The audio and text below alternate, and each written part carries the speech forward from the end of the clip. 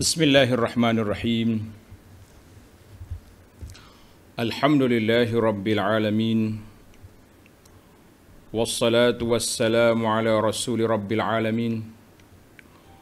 Nabiyyina wa habibina wa qudwatina Muhammad ibn Abdullah wa ala alihi wa sahbihi wa man walah.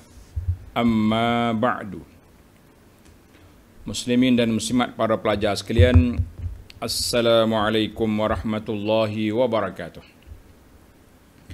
Alhamdulillah, kita panjatkan kesyukuran pada Allah Azza wa Jalla. Pada hari ini 22/12/2021 kita dapat meneruskan pengajian kita dalam kitab Fathul Mu'in Syarah Qurratul Ain. Kita ini berbincang tentang salat, faslun fi mubtilatis salah. Fasal berkenaan dengan perkara-perkara yang membatalkan salat. Bagi jemaah yang ada kitab Fathul Mu'in yang kulit hijau, muka surat 126, yang kulit lama muka surat 117. 126, 117. Tajuk dia faslun fi mubtilatis salah. Fasal berkenaan dengan perkara-perkara yang membatalkan solat. Jadi banyak perkara batal solat ni. Kita tengok setakat mana yang kita sempat, kita ambil. Yang tak sempat, kita tunda ke majlis yang akan datang, insya-Allah. Sembahyang menjadi batal. Tengok dalam matan dia kata tabtulus salatu farduha wa nafluha la saumun wa i'tikafun bi niyyati qat'iha wa ta'liqihi bi husuli syai'in walau muhalan 'adiyan. Sembahyang menjadi batal, yakni perkara yang membatalkan sembahyang. Sama ada yang solat fardu, solat wajib atau solat sunat, tidak termasuk puasa dan iktikaf. Apa dia yang pertama ni? Iaitu biniyati qat'iha. Tulis, nombor satu yang membatalkan solat iaitulah niat memutuskan ibadat. Kita tengah semangat solat, kita niat nak batal solat, batal lah dia. Jangan gurau. Tengah duduk solat, awak pun khayal aku batal solat ni, batal selalu. Dan mengubahkan niat memutuskannya dengan berhasilnya sesuatu, walaupun dengan sesuatu yang mustahil pada adat. Apa dia ni? Bahasa Arab kata wa ta'liqihi bi husuli syai'. Ta'liq maknanya kita gantung solat kita ni dengan sesuatu perkara. Apa dia maksud dia? Payah juga nak faham tu, main dengan memutuskan, hubungkan niat tak. Berhasil sesuatu walaupun tak. Hak mudahnya gini, saya terjemah semula. Wa ta'liqihi bi husuli syai'. Kita lah kata solat aku ni akan batal sekiranya sekian. Contohlah kita kata, orang ni nak solat, tapi dia kata kalau suami aku balik, aku batalkan solat aku ni sebab nak pergi buka pintu. Batal lah solat dia. Itu dia panggil tak boleh gantung-gantung, tak boleh. Kalau tu hujan, aku batalkan solat. Batal. Ni dalam kitab ni kata walau muhalan 'adiyan, walaupun benda mustahil, tapi kita gantung solat itu dengan benda mustahil, batal juga. Seperti dia kata apa? Kalau aku dapat naik ke langit, batal lah solat aku. Solat aku ni jadi sehingga aku naik ke langit. Itu pun batal juga sebab tak solid. Dia ada lagi kecuali. Au wa adami qat'is sikin. Solat aku ni batal sekiranya pisau tak boleh nak potong daging. Ada kata pisau boleh potonglah daging kecuali pisau tumpul. Cerita lain. Maknanya kalau tak boleh kita niat nak putuskan solat. Ni ada setengah orang ni, tak aku solat dulu lah. Kalau tamu datang aku berhenti. Batal. Sebab tu Tuan Syekh kata la saumun wa i'tikaf. Tapi kalau orang puasa dia niat nak batal, tak batal. Kena makan dulu baru batal. Ataupun niat i'tikaf, aku batal i'tikaf, tak jadi. Dia kena keluar baru batal. Tapi solat boleh batal dengan niat nak batalkan dia. Tuan-tuan ingatlah, saya ini kitab kita dalam fiqh mazhab Syafi'i, saya tak bahas mazhab lain ni. Itu yang pertama. Tulis nombor 2, letak nombor di kitab. Wa taraddudin fihi, yang kedua, sembahyang menjadi batal dengan taraddud di dalamnya. Apa makna taraddud di dalamnya? Yakni dia orang panggil waswah, taraddud. Nak putus ke tak nak putuskan solat ni? Nak berhenti ke tak nak berhenti? Yakni di dalam hendak memutuskan solat ataupun tidak. Dia mikir, aku ni nak batal ke tak nak batal? Batal lalu. Itu dia panggil. Yang kedua, batal yang pertama, dia niat nak batalkan solat ataupun dia gantung solat dengan sesuatu sebab. Sebab turun hujan, sebab orang mari, sebab apa sajalah, senang. Contohnya dia yang pentingnya dia gantung dengan satu benda. Malah nak buat tajuk, malah nak buat contoh-contoh. Ataupun yang kedua, dia taraddud. Taraddud mana dia nak batal ke tak nak batal? Kira batal juga.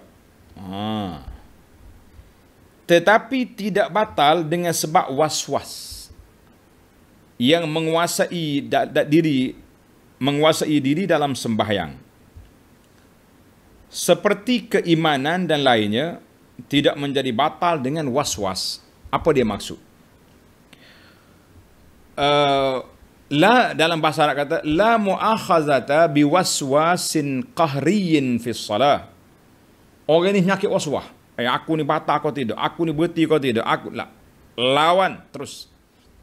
Jadi tak batal. Sama juga dalam keimanan. Kalau orang kena waswah, aku ni kafir ke Islam, kira Islam, jangan duk main kafir.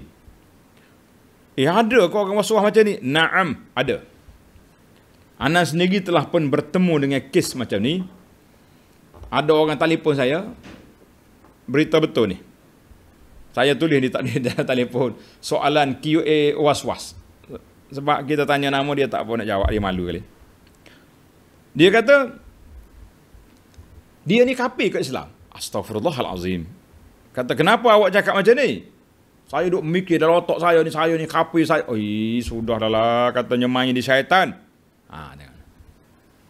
Akhir kali kita motivasi dia. Last kali dia kata apa? Saya ni Islam, Ustaz. Islam. Mukmin. Tidak kafir, tidak. Barulah nampak lega dia. Punya mainan syaitan sampai begitu sekali. Ni orang mana ni, kalau kita salah main ni, bunuh diri ni. Jangan gurau-gurau. Dia boleh bunuh diri. Dia panggil ni, bisikan halus ni. Was-was. Syaitan dia main pelik-pelik. Baik. Nombor 3. Letak nombor. Juga sembahyang menjadi batal wa bi fi'lin kathirin yaqinan min ghairi jinsi af'aliha. Yang ketiga, sembahyang menjadi batal dengan perbuatan yang banyak. Sekarang ni kita akan cari dawabit. Apakah yang dikatakan bergerak perbuatan yang banyak itu apa? Tuan-tuan kena ambil perhatianlah dalam bab solat kita ni. Apa yang dikatakan perbuatan yang banyak itu?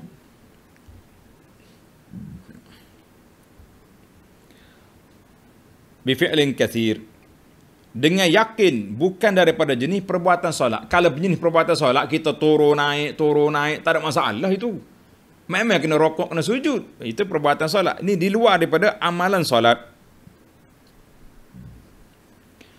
Kalau perbuatan itu timbul dari seseorang yang tahu akan haramnya, dia tahu perbuatan ini berdosa, maka batal solat dia.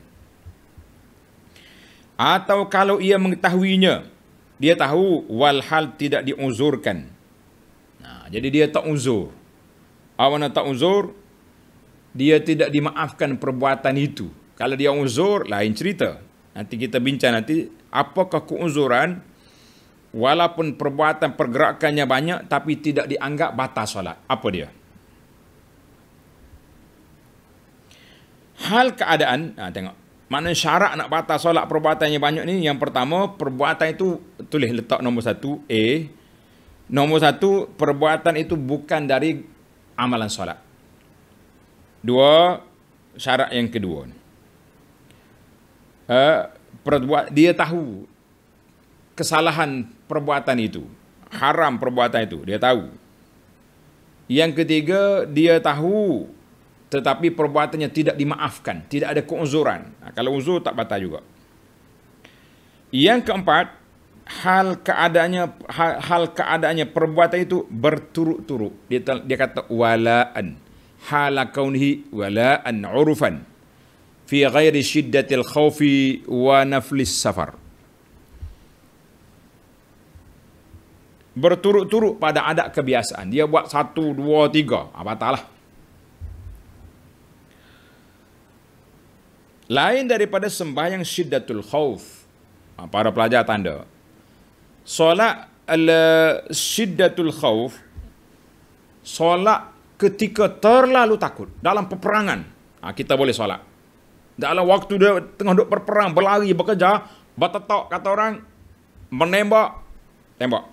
Itu dibenarkan sebab syiddatul khauf, dalam keadaan sangat takut. Jadi ini tak masuk dalam syiddatul khauf. Dan juga bukan solat sunat ketika musafir. Jadi kalau solat sunat ketika musafir, tuan-tuan bebas. Malam ni saya nak naik kereta, nak pergi Kuala Lumpur. Kita ambil wuduk siap-siap, kita solat sunat atas kereta kita sampai KL. Boleh. Saya nak naik bas malam ni, nak pergi mana-mana. Boleh. Naik bas, solat sampai ke destinasi kita. Dibenarkan solat sunat di atas kenderaan, walaupun bergerak banyak, rokok sujud dengan isyarat je, harus. Allahu Akbar. Ini rahmatnya agama kita ni.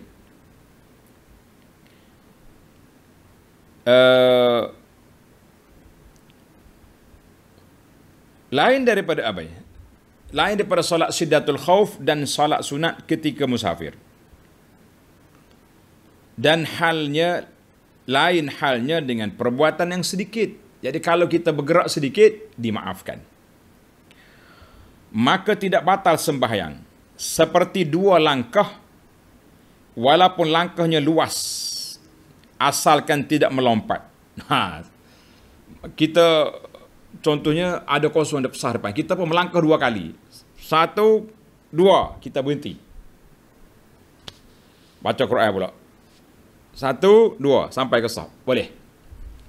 Tapi kalau melompat, wasabat, tom, sekali ya, lah, batal. Melompat tak boleh. Kena ingat lah.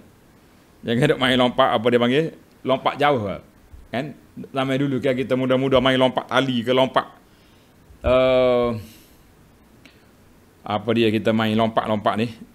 Orang Kelantan panggil dekcok. Apa dia main dekcok ni, lompat, teng, satu-satu. Saya pun tak ingat dah istilah lama tak main ni. Budak-budak dia tahu lagi dekcok tu apa. Tolong tulis apa dia makna dekcok. Baik. 2 langkah, walaupun langkahnya luas, tidak batal asalkan tidak melompat. Tulis asalkan, bukan asalnya tu. Asalkan tidak melompat. Kerana kalau lompat batal dia punya solat. Dan 2 kali pukul tidak juga membatalkan salat. Mana kita 2 kali kita peng. Lagi batal. Boleh. Itu apa dia panggil ni? Skema.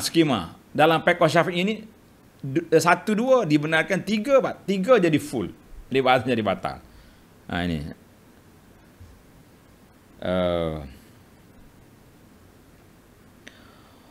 Benar, yakni benar tu dalam bahasa Arab kata na'am. Mana dia nak pergi ke perbincangan lain tu, dia kata na'am. Kalau ia qasadkan 3 kali berturut-turut, dia niat nak berjalan 3 kali, nak buat 3 kali berturut-turut, dia niat. Itu makna qasad.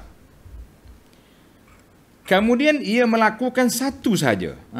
Dia niat 3 kali tapi dia buat sekali. Batal ke tidak? Ia melakukan satu saja atau ia mula melakukannya, maka sembahyangnya batal. Bila dia niat nak buat 3 kali tapi dia buat sekali, batal juga sebab sudah ada qasad nak buat 3 kali. Adapun kalau ia berniat sahaja hendak melakukan sesuatu perbuatan itu 3 kali berturut-turut, walhal ia tidak melakukan langsung perbuatan itu, maka sembahyangnya tidak batal. Dia niat saja, aku nak lompat 3 kali ni, tapi dia tak buat, tak batal. Tapi kalau dia niat nak berjalan 3 kali, 3 langkah, dia buat satu je, batal. Sebab dia dah mula. Maknanya dia telah merealisasikan kehendak dia tadi, niat dia tadi.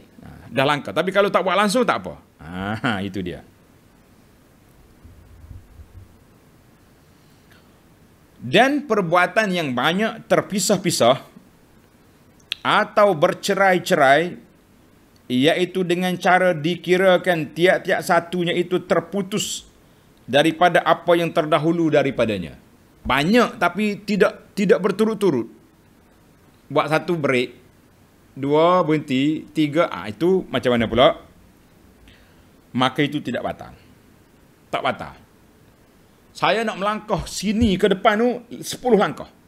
Tapi kita buat 1, 2 ya. 1, 2 berhenti. 1, 2 berhenti. Sampai ke itu tidak batal.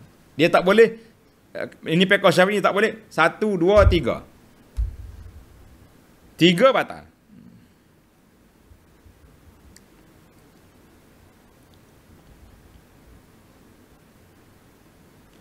Dan apa yang dihadkan oleh Al-Baghawi, Tuan Syekh Baghawi kata apa? Jarak di antara satu pergerakan dengan satu pergerakan lain itu, jarak dia hendaklah senggang antara 2 perbuatan itu sekadar 1 rakaat sembahyang. Itu adalah dhaif, sebagaimana yang disebut oleh Imam Nawawi dalam kitab Al-Majmu'. Al-Majmu', kitab kita ni salah tulis. Dia tulis Al-Jumu', bukan, tambah min depan. Al-Majmu'. Al-Majmu'. Mana-mana kitab pun cetakkan ni mestilah ada silap, ada salah. Kita betul lah.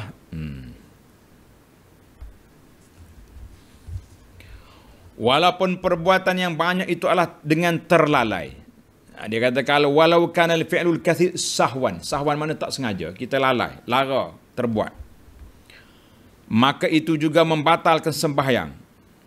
Sebab apa? Sebab perbuatan itu tidak diperlukan. Lain halnya dengan sembahyang syiddatul khauf, yang di dalamnya perbuatan yang banyak itu diperlukan. Sebab kita perlu menjaga diri, perlu lawan musuh cara kita. Ni kita tak ada perlu apa-apa. Tiba-tiba awak duk khaya, duk buat benda-benda yang pelik-pelik. Melangkah sana, pusing sana, pelak. Kita kata batal juga. Walau kan fil kathir sahwan wal kathir an kathalathi madaghatin. Ini contoh. Apakah contoh? Perbuatan 3 kali berturut-turut. Dan perbuatan yang banyak itu ialah seperti 3 kali kunyahan. Maka 3 kali. Tak boleh. Batal. Dan 3 langkah berturut-turut. Walaupun ianya, yakni yang 3 langkah berturut itu adalah sekadar 1 langkah yang dimaafkan. Tak boleh. Mana kita berjalan jalan cik gitu. Tak boleh juga sebab bergerak 3 kali. Allahu Akbar.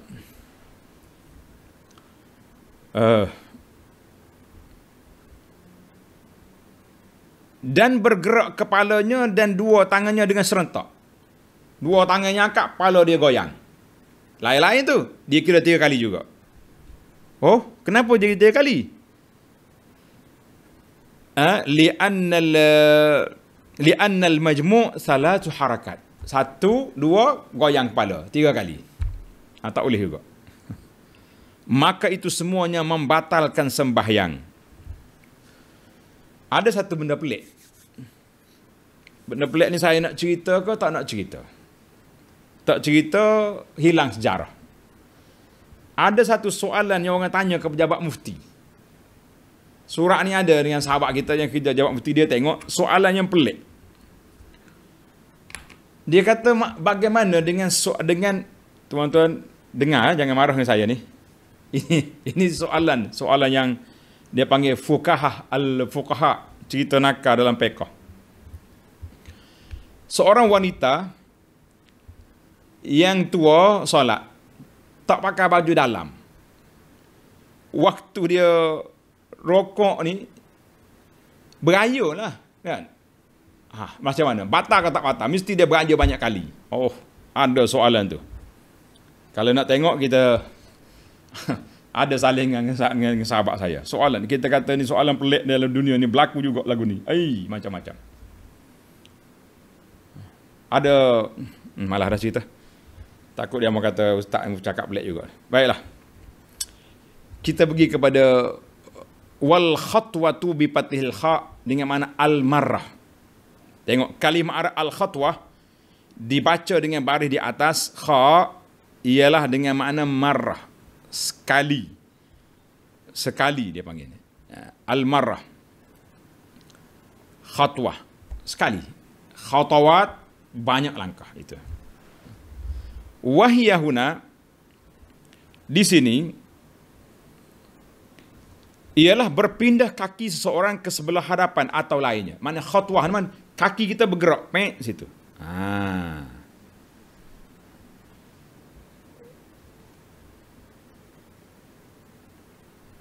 Dan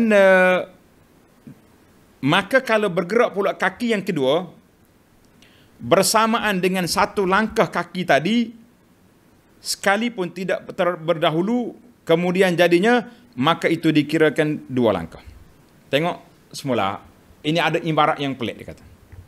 Naqlu rijlin li amamin aw ghairihi fa in naqala ma'hal ukhra walau bila ta'aqubin fa khatwatan kama i'tamadahu syekhuna fi syarhil minhaj. Apa dia kata? Berpindah kaki seorang ke sebelah hadapan atau lainnya. Maknanya kaki kita bergerak satu. Maka kalau bergerak pula kaki yang lain, kaki yang kedua pun naik juga. Duduk sekali. Bersamaan dengan satu langkah kaki tadi, sekalipun tidak berdahulu kemudian jadinya, maka itu dikira dua langkah. Sebagaimana yang dipegang oleh guru kami Ibnu Hajar dalam kitab Tuhfah Syarah kepada Minhaj. Gini, satu, dua. Itu dikira sudah dua kali. Mengikut Ibnu Hajar. Tetapi yang dijazamkan dalam Syarah Al-Irsyad dan lainnya ialah bahawa kalau seseorang itu memindahkan kakinya beserta dengan yang lagi satu kepada paras yang sama dengan berturut-turut, maka itu satu langkah saja. Kita ini, kaki kanan pergi depan, kaki kiri pun ikut juga serentak. Satu tempat. Bagi dia, satu langkah. Sebab orang tak berjalan belok gini. Mesti kena sudah. Dalam Syarah Irsyad kata itu satu langkah. Ibnu Hajar kata tak, satu, dua. Ini satu-satu. Ingat fahamlah istilah tu. Satu-satu. Maka itu satu langkah saja. Maka kalau memindahkan tiap-tiap satunya dengan mendahulukan yang satu dan mengkemudiankan satu lagi, maka itu dua langkah dengan tiada berselisih pendapat lagi. Jadi kalau hak ni pergi depan, lepas tu hak ni langkah gini, macam kita melangkah kan? Satu, dua gitu. Itu baru jadi dua. Tapi kalau satu-satu, cara Irsyad kata satu. Ibnu Hajar kata dua. Jadi khilaf dalam mazhab Syafi'i pun di sini ada khilaf. Jadi kita tak sudut kelahi lah. Kita ambil satu sebuah lalu senang. Cakap banyak kan khilaf pula. Tamaklah kita dari sudut langkahan. Sekarang ni kita berpindah kepada walau syakka fi fi'lin aqalilun hu am kathirun fala butlan. Tulis tepi kita. Tulis tepi kita. Masalah syak. Kalau seseorang itu syak dalam satu perbuatan itu, adakah itu sedikit atau banyak? Perbuatan saya ni sedikit ke banyak? Maka tidak batal sembahyangnya. tak batal sembahyangnya. Sembahyang menjadi terbatal dengan satu lompatan walaupun ia tidak berbilang. Jadi kalau kita kata kalau dia syok banyak ke sikit, kira sikit lah. Tapi watabtul bil wasbah. Kalau dia lompat pun walaupun sekali batal. Sebab dia kata satu perbuatan yang keji, perbuatan yang jelek. Dalam bahasa lama kata perbuatan yang jelek, mana perbuatan yang tidak molek, yang tak baik. Apa main lompat-lompat dalam solat ni, kan? Kita nak lompat pergi kat padang, bukan main sini.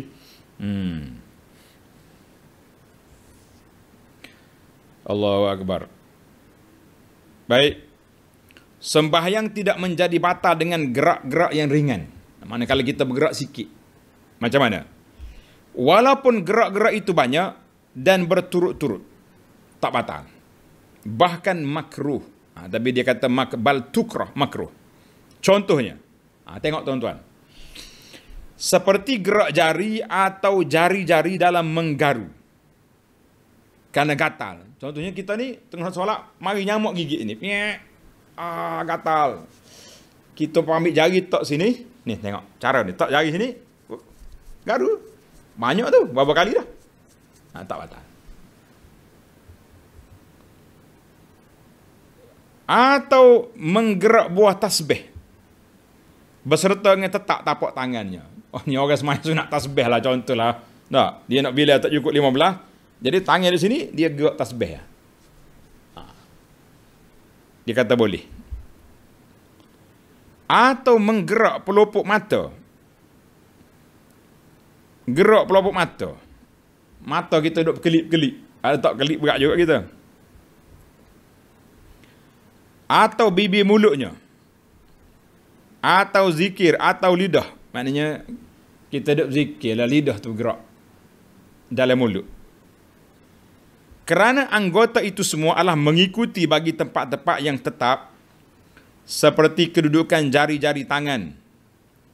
Dan oleh kerana itu maka dibahaskan oleh para ulama bahawasanya gerak lidah itu dengan ni ada benda pelik pula berlaku sini. Gerak lidah itu sebenarnya saya baca salah ni. Kena baca semula. Gerak bibir mulutnya. Bibir mulutnya. Mana bibir mulut kita gerak banyak kali, itu tidak dikira batal. Au kita ingat ke bahagian bawah, rupanya dalam kitab asal ditulis au zakar. Zakar dia bergerak. Dia tak pakai seluar dalam. Hak tadi tak pakai baju dalam makcik tadi. Hak pakcik tak pakai seluar dalam pula. Macam mana? Soalan yang sama dengan tadi tu. Jawapan dia pun sama juga. Nyadudah rahsia kita. Mana kalau bergerak anggota-anggota ini tidak batal. Sebab apa? Sebab dia duduk di pangkal yang tempat asal dia tu tak bergerak. Tidak bergerak. Macam jari tadilah. Jari ni, walaupun kita kuat garu, tapi oleh kerana dia duduk di tempat ni yang tak bergerak, jadi tapak dia tak bergerak, maka tidak batal. Jadi tak ada masalah lah. Tak ada masalah. Dan dibahaskan oleh para ulama, ini perbahasan sikit. Tuan-tuan tengok perhati molek. Bahawasanya gerak lidah itu ialah kalau ia terkeluar daripada tempatnya. Keluar daripada tempat. Dia kata apa ni?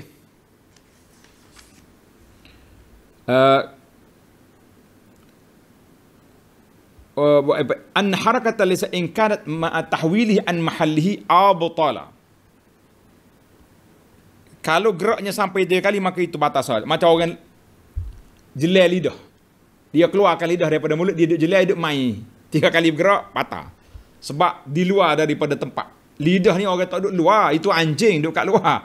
Orang lidah dekat dalam. Anjing yang lidah duduk jelai di luar tu. Kenapa kita nak jelai-jelai juga?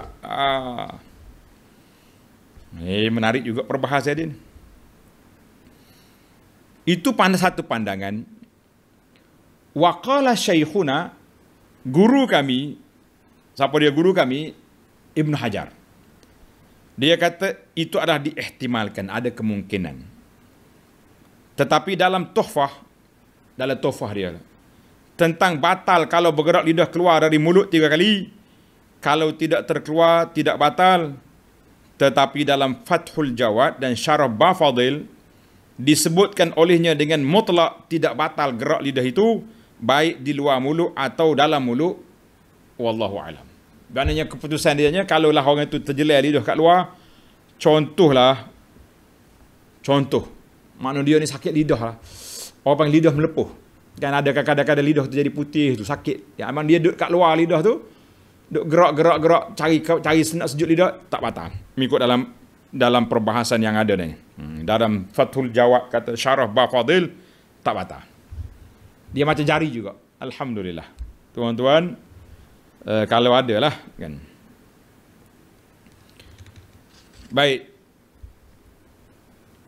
Wa kharaja bil asabi' al kaf.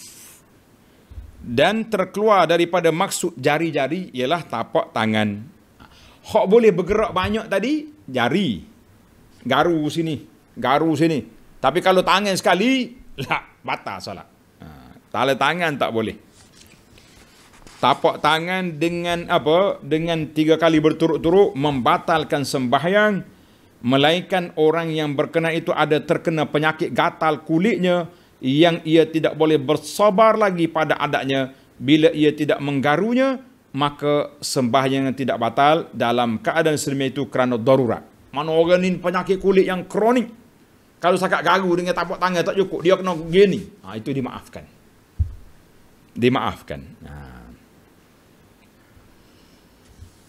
Allahu Akbar. Kitab fiqh ni pelik-pelik tuan-tuan. Banyak lagi yang pelik, saya tak nak cerita nanti. Kalau jumpa tepat kita royak. Dan kata Syekh kami, Ibn Hajar kata, wa qala syekhuna, dari keterangan demikian itu boleh diketahui bahawa orang yang ditimpa penyakit selalu bergerak. Ni. Penyakit baru ni, penyakit apa nama ni? Lupa dah nama saya. Gerak semua dia, tangan dia ketar gini. Ada sahabat-sahabat kita ni. Bergerak dah, duduk dengan kita tu macam orang menggigil. Orang Kelantan kata ketar. Gini semua tangan. Penyakit apa? Mana hak pandai-pandai bahagia istilah. Istilah apa ni? Istilah penyakit ni. Ramai ni. Orang tua-tua hak penyakit ketar. Gerak semua gini. Ni. Ada setengah ni sahabat kita juga. Parkinson. Ada sahabat kita ni juga pasal jenis bergoyang. Dia semaya.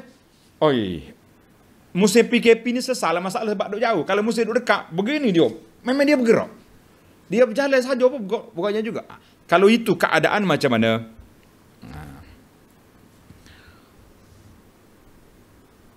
Sekiranya orang yang ditimpa penyakit selalu bergerak yang berlaku secara terpaksa pada dirinya, yang timbulnya daripadanya itu gerak yang banyak, maka dimaafkan baginya.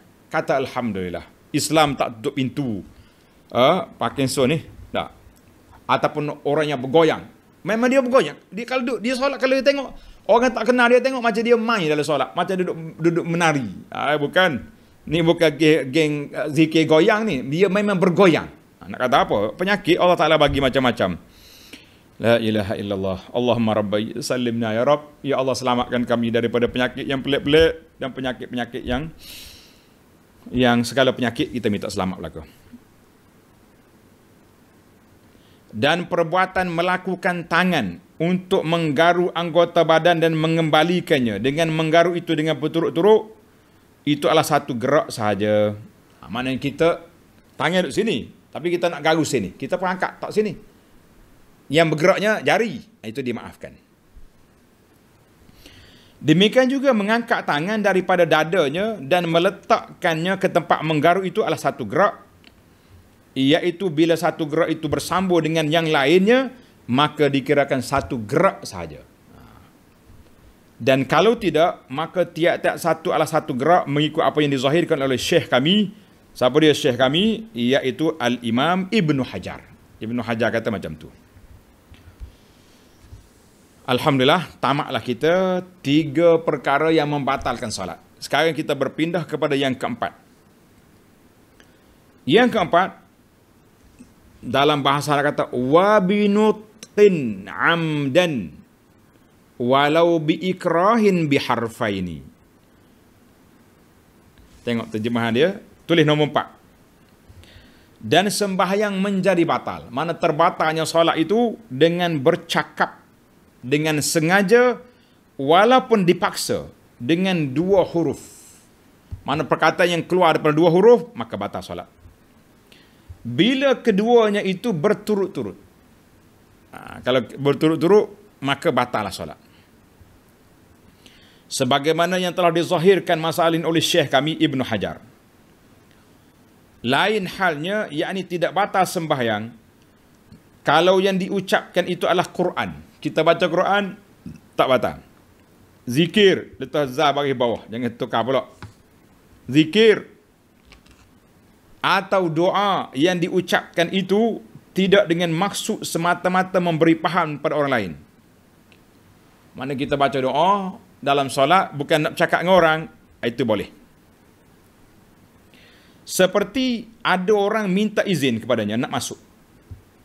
Kita tengah solat, ada orang mari. Bos, boleh masuk bos? Kita pun baca Quran. Udkhuluha bisalamin aminin. Ayat Quran tu. Udkhuluha bisalamin aminin. Maknanya selalah masuk dengan selamat dan sejahtera. Itu bahasa orang ahli syurga, tapi kita guna ayat tu. Macam kita jawab pada soalan, boleh masuk? Kebetulan orang tu Arab, kita berjawab, udkhuluha bisalamin aminin. Batal ke tak batal? Yakni kalau ayat itu dibaca dengan qasak semata-mata memberitahu boleh masuk, maka sembahyang menjadi batal. Kalau diniatkan membaca Quran, kita niat baca Quran, dan di dalamnya ada pula terlintas hendak memberitahu, maka sembahyang tak batal. Kita niat baca Quran, tapi sekaligus nak maklumkan kepada orang tu, udkhuluha bisalamin, masuklah, selamat sejahtera, kawan itu masuk. Boleh masuk. Boleh. Baiklah. Kalau diniatkan membaca Quran dan dalamnya ada pula terlintas hendak memberitahu, maka sembahyang tidak batal. Lihat bab takbir intiqalat. Takbir intiqalat oleh muballigh. Siapa dia muballigh? Tuan-tuan dan puan-puan yang solat di Mekah. Solat di Masjid Madinah. Ada kan bila yang kata tu, macam imam kata Allahu Akbar, waktu bunyi suara Allahu Akbar, itu dia panggil muballigh. Bukan muballigh duk bawa beg ngajar di surau kita malam-malam tu dah, itu ustaz muballigh. Ni muballigh maknanya Bilal yang menyampaikan suara kepada orang ramai. Masjid besar zaman dulu kan, sound dia tak kuat, tak dengar, maka imam depan, dia duduk belakang. Dia akan sambung. Itu dia panggil muballigh. Sami'allahu liman hamida, bunyi muballigh. Rabbana walakal hamd. Bunyi majak harai sikit-sikit. Itu tidak batal. Mestilah muballigh itu dia niat nak bagi tahu kepada orang. Tapi dia juga niat bacaan dalam solat dia, maka tak batal. Itu dia panggil muballigh, kan? Maka tidak batal itu.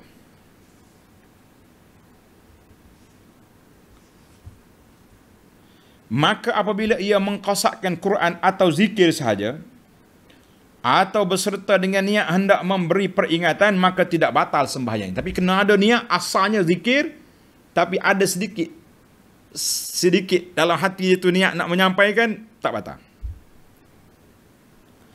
Demikian juga kalau ia menyebut dengan mutlak, dia kata ya Allahu Akbar, dia tidak meniatkan memberitahu dan tidak niat pula sebagai Quran atau zikir, maka tidak membatalkan sembahyang mengikut apa yang telah diputuskan oleh sebahagian ulama mutaqaddimin, mana ulama-ulama yang awal di kalangan ulama mazhab Syafi'i. Tetapi yang disebut dalam kitab At-Tahqiq, tuan-tuan, At-Tahqiq ni kitab Imam Nawawi, Wad-Daqaiq juga Lin Nawawi, yang muktamadnya ialah batal sembahyang orang yang berkenaan itu. Maka dia kena niat juga. Cakapan dia tu Quran ataupun niat zikir. Kalau tidak, tak boleh. Macam orang mari rumah kita, Muhammad, Pak Cik, kita tengah solat. Nak jawab macam mana? Takkan nak kata, ya, batal solat awak. Habis macam mana kita ni? Contohnya kita tengah solat, kita kuat sikit bacaan. Ghairil maghdubi alaihim waladdallin. Walaupun solat tengah hari, tapi kita jaharkan dia bacaan. Mudah-mudahan orang itu dengar, oh, duk solat. Itu tidak membatalkan. Sebab asalnya dia baca Quran, tapi ada sedikit niat nak beritahu orang aku duk solat. Boleh. Banyak juga masalah kita ni. Kan? Dan 4 maksud ini, yakni qiraah sahaja, kita niat baca Quran saja. Niat zikir saja. Niat qiraah dan zikir bersama memberi peringatan. Dan yang secara mutlak tidak ada qasad apa-apa, boleh terjadi dalam bab mengingatkan bacaan yang terlupa bagi imam. Mana isu yang kita bincang tadi, dia boleh pakai juga kepada imam yang terlupa solat, terlupa bacaan. Dia panggil tambih, kita nak ingatkan imam tu.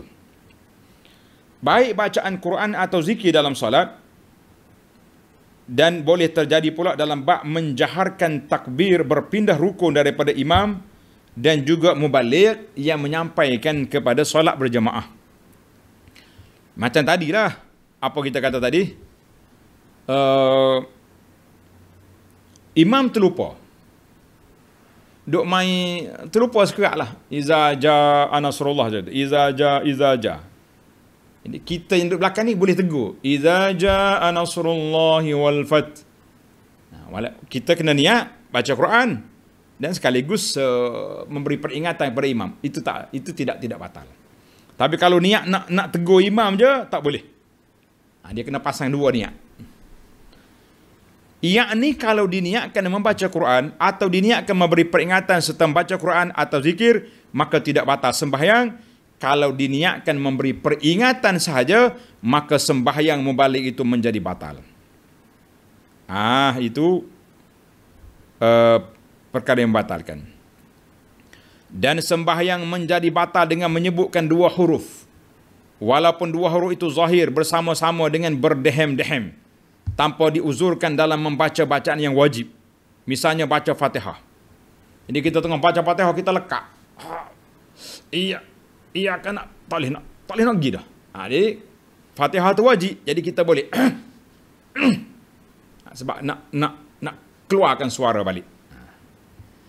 Dan serupa juga halnya dengan tiap-tiap perkara wajib yang qauli, seperti tasyahud akhir dan selawat dalam tasyahud akhir, maka tidak batal sembahyang dengan zahirnya 2 huruf dalam berdehem yang diuzurkan dalam membacakan rukun bacaan.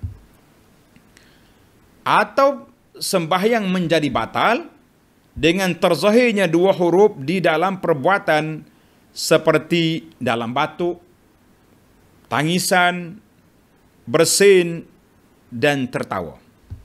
Tak boleh. Contohnya kita tengah semaya, tu ya, batal soal.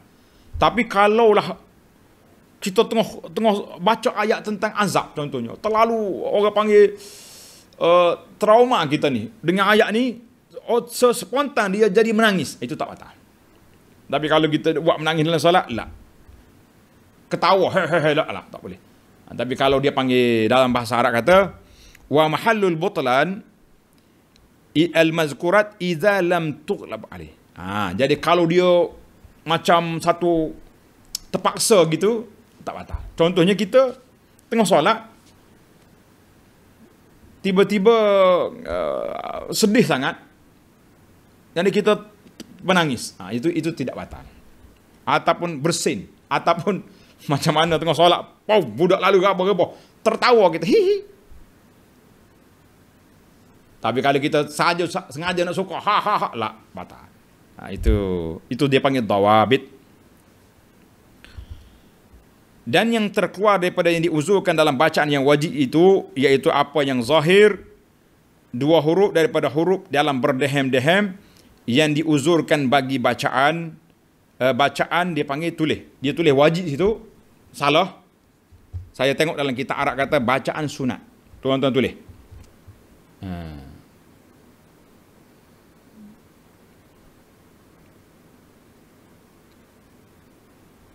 Tengok dia kata ni,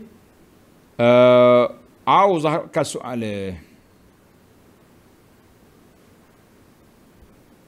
Wa kharaja biqawli ghairi ta'adzur qira'atin wajibah ma iza zahara harfan fi tanah li ta'adzuri qira'atin masnunah. Tengok dia terjemahan dia tulis bacaan wajib, tuan-tuan tukar kepada bacaan yang sunat. Bacaan yang sunat. Kasurah, seperti baca surah. Surah sunat. Tidak wajib, yang wajib Fatihah. Awil qunut, atau baca qunut, sunat. Au al-jahar dalam Fatihah, boleh je. Walaupun solat malam, tapi kalau kita lekat, kita boleh je baca perlahan. Tak payah duduk gitu. Maka itu menyebabkan batal sembahyang. Buang perkataan tidak. Maka itu menyebabkan batalnya solat, li'annahu la darurata ila tanahnuh li ajliha, kerana tidak ada keperluan yang terdesak untuk kita berdehem kerana nak baca surah ataupun nak baca nak kuatkan bacaan. Tamaklah situ. Baik, isu berdehem ni belum habis. Kita akan rewind balik dalam siri yang akan datang sebab panjang. Masa kita sudah tamat. Tuan-tuan tanda. Dan Allama Az-Zarkashiyu, Syekh Zarkashi, wa bahasar Zarkashiyu jawaz at-tanahnu lis-saim li ikhraji nukhamatin. InsyaAllah kita akan sambung dalam siri yang akan datang. Ana akan ulang sedikit tentang masalah dua huruf ketika terdesak. Wallahu alam. Tuan-tuan tanda, subhanakallahumma wa bihamdika asyhadu an la ilaha illa anta astaghfiruka wa atubu ilaik. Wa sallallahu ala nabiyyina Muhammad wa ala alihi wa sahbihi ajma'in walhamdulillahi rabbil alamin. Wassalamu alaikum warahmatullahi wabarakatuh.